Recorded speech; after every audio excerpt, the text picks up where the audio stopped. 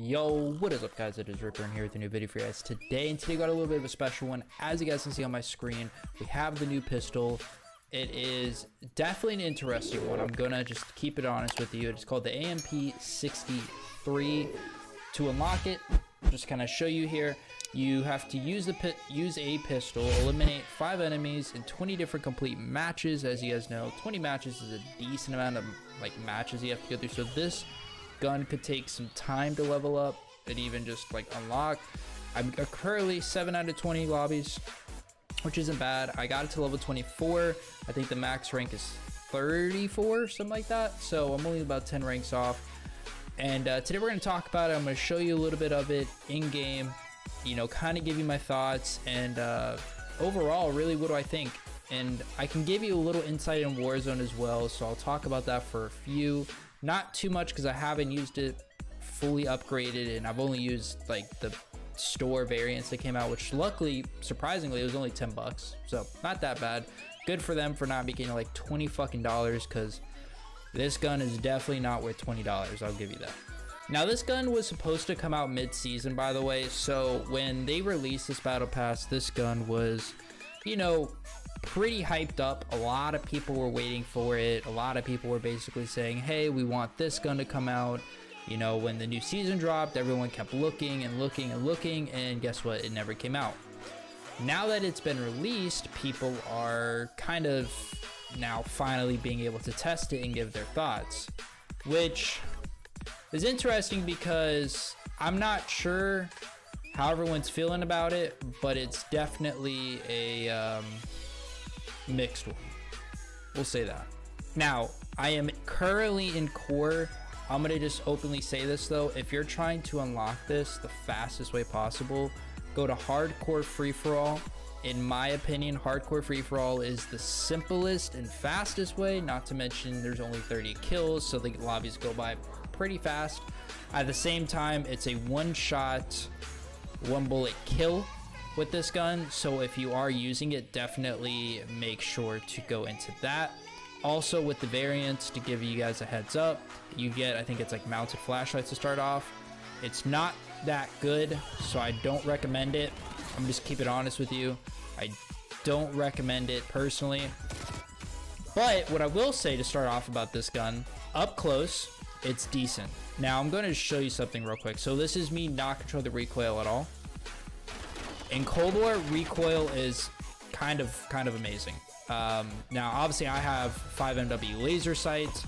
Again, you only, when you get it, you get a mounted flashlight, so you don't get, he's sitting in a corner, nice. You don't get everything, but when you get the 5 MW laser sight, it definitely helps. Obviously when you get the gun, you get the tactical barrel, which is actually kind of crazy to think about because they basically gave you the best barrel. Also, not to mention they give you dual wield to start, which when I went into Warzone, which I'm talking about when I get to the segment, I figured out why they give you dual wield, because it's not that hot.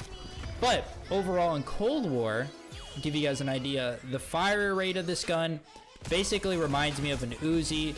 The up close damage, I mean, is actually decent. Up close, it's not bad. Far distance can be a little choppy of a gun to use. Just a little friendly advice. If you're trying to, you know, use this gun and I guess you could say use it as an SMG far distance, I would not recommend it. This is definitely more of an up close gun, in my opinion, especially if you are trying to level this gun up and melt with it, truthfully. Because you can easily melt with this gun. The truth is though, you need a upgraded version, truthfully, in order to do a decent amount of damage with it, in my opinion. Another thing about this gun, I mean, until I get this thing in full level upgraded in Warzone, I'll just talk about my little bit of experiences in Warzone with it.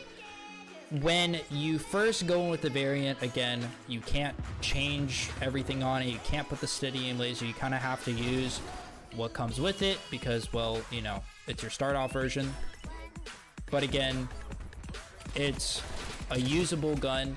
What I will say in Warzone though, even if it's a usable gun damage wise, which it's not bad damage, is the recoil is terrible. When I say terrible, I mean the recoil is everywhere. I mean, you're going, like, the second you shoot, you'll start here, your recoil goes up. Like, it's bad. And you can ask people like I play with, it's just not good. So on that note, I'm a little scared. I can tell the recoil control may not be the best. Now, who knows? On controller, in my opinion, it's just one of the guns in the category of not that good for controller players. But if you're maybe PC, I could see it being good. I mean, who knows, really? If you guys know the Uzi in Warzone, the Uzi is a gun that is very much, I feel like, could be good. And I mean, and just to give you an idea, like, the Uzi shoots slow, does good damage, but the biggest issue that I've had with it is that, you know, the Uzi is just the fire rate, right? But a comparison now would be like, oh, well, the Uzi has good fire rate, or sorry, has good damage and fire rate. This may be a makeover chance where you could get the Uzi fire rate, decent damage, and at the same time still get like benefits. So I do think that this gun isn't bad on that note, and that's kind of like the best comparison I can give you if you're trying to, like, well, Rhipr, what gun would you say this gun's closest to? Easily the Uzi, truthfully. Like, if you want a gun to be like, well, what is this gun closest to, and, like, I guess skill wise, damage wise, fire rate wise, I mean, this is literally an Uzi 2.0 in pistols, and honestly, it's not bad. Like, I guess in Cold War, it's a usable, very viable gun. Maybe not, maybe not all the time, but majority of the time, it's not bad.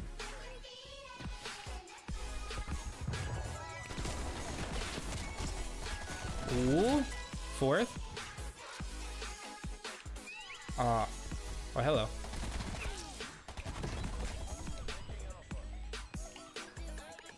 Oh. Oh, so close.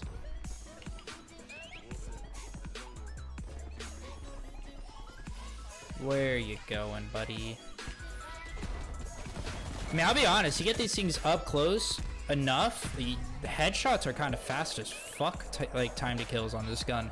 Truthfully, I think if you get like a headshot on this bitch, bro, I think it's like maybe 2-3 bullets. I mean, it's not bad.